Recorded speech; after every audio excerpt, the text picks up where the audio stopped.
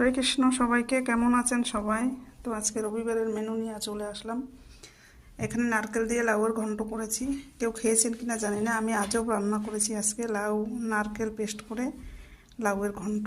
এখানে করলা ভাজি। এখানে আজকে আজব রান্না।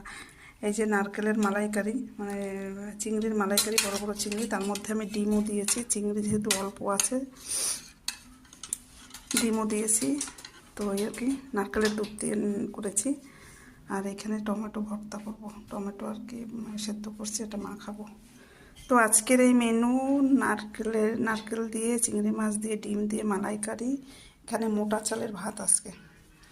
আর এই যে করলা ভাজি, এখানে নারকেল দিয়ে লাউয়ের ঘন্ট। তো আজকের এই মেনু।